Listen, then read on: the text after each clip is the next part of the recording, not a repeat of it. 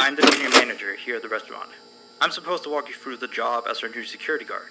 From your resume, I can tell that you're already a well-experienced guard. But, you know, it's protocol, so I have to walk you through the basics anyway. So, let's get started. We have security cameras all around the restaurant, and if you bring up the camera panel, you'll be able to view the feed from each camera by pressing the camera buttons on the minimap. Now, our lights are always off during the night, obviously because it'd be a waste of power to leave them on all night. So to actually see something on the cameras, you can activate the camera system in night vision mode. You activate night vision by clicking on the button of whatever camera you're currently viewing. So for example, say you want to see what's on camera 1. Bring up the camera panel, you click on the button that says Cam 01, and then to use night vision, you click on Cam 01 again. Once night vision is activated, you can click on any of the other cameras and view them with night vision as well. And you turn it off the same way you turn it on. Now, night vision takes more power than regular vision, so make sure you use it sparingly. Your first priority as a security guard here is to keep an eye on the animatronics. Those are really expensive machines, and we do not want them stolen. And you keep an eye on them through the cameras. We have quite a few animatronics here at Candy's. There's of course the cats Candy and Cindy, there's Chester the chimpanzee, there's the penguins, just lots I tell you. So, you also have 3 security doors in your office, each of which can be closed by pressing the door button by each door. These are here in case you're in some sort of danger, but personally I just use them to shut myself off from the world when I need a break. But don't let me be your role model on that one. You need to remember that closing these doors takes power, and the longer they're closed, the more power they drain. Now, I know that sounds kinda backwards, but you have to trust me on that one. I think it's something about the doors having an automatic fail-safe feature in case the power gets cut off. You know, so they open up if there's no more power. All I know for sure is that they do use more and more power the longer they're closed, so you don't want to keep them closed for too long at a time. Now, the reason I keep mentioning the power is because the restaurant uses a backup power generator at night, which only has a certain amount of juice in it. So anything from viewing the cameras to using the security doors takes power. You can see how much power you have left on the computer on the desk in front of you. Try not to run out of power. If you do though, you won't be stuck in the office since the doors will always open up anyway. Oh, and one last thing. The animatronics aren't completely turned off at night, so they might start walking around a bit. But just be careful not to let any of them into the office, cause we have stuff in there we don't want damaged or anything. Though, don't bother with the ticket booth door. They won't attempt to get in through there. That should be all. You'll hear from me again on your next shift. Have a good night.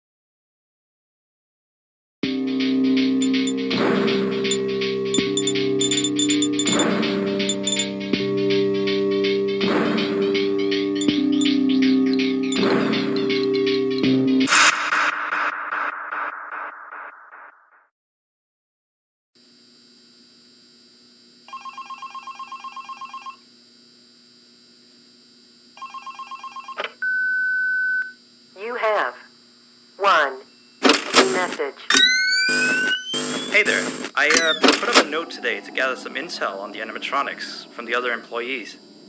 Just to get a list of the issues we've had with them. They've written down some stuff here for you, so let's see. Alright, so obviously the animatronics walk around at night, you know that by now. They try to get to places they shouldn't be. Yep. They act weird after dark. Yep. They don't like adults. I mean, I suppose. They always seem nice around children. Around us employees, they just kinda stare at you. I always thought they just hadn't been coded to interact with anyone other than children. But some of the other employees have felt threatened by them now and then. But I know that some of them are also superstitious morons. So who knows if they just became scared when the animatronic looked at them in the eyes or something. Anyway, one last thing on the list here. The last penguin interferes with the system. There's a sentence I never thought I'd say. We have these penguin animatronics as waiters. They take people's orders and whatnot. We used to have 3 of them, but 2 of them broke down and haven't been fixed. I think they're referring to the 3rd penguin that still works, or, well, apparently it doesn't quite work. So yeah, definitely don't let him into the office. His presence alone could probably destroy the system. Well, that'll be it for now. I'll be sure to leave another message for your next shift.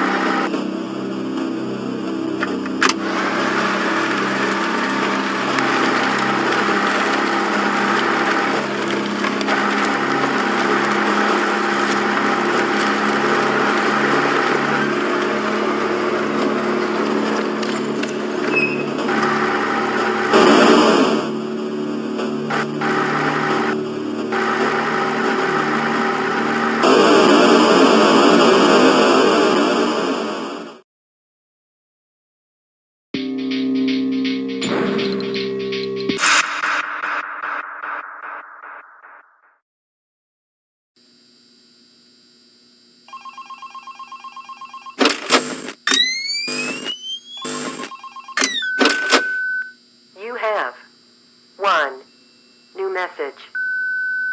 Still here, I see. Awesome job these last 2 nights. You're already way better than our previous night guard. He didn't even stand 2 nights before he brought a wrench to his shift and tried to destroy one of our animatronics. The animatronic in question is the blank character, the one in the drawing room on camera 11, I think. Yeah, I'm surprised he still works.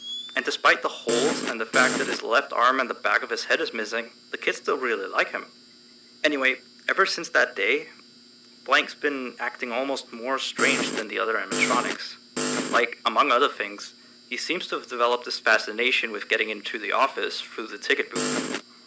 And I guess he can't see the glass or something. So yeah, keep an eye on him. If you see him heading for the ticket booth, just shut the door in his face, and then he'll find something else to do, I guess. Oh, and by the way, ever since that new Freddy Fazbear's Pizza closed last week, we've been getting more and more customers during the day. So next week, if you're up for it, we could use you on the day shift. Think it over. We'll talk later.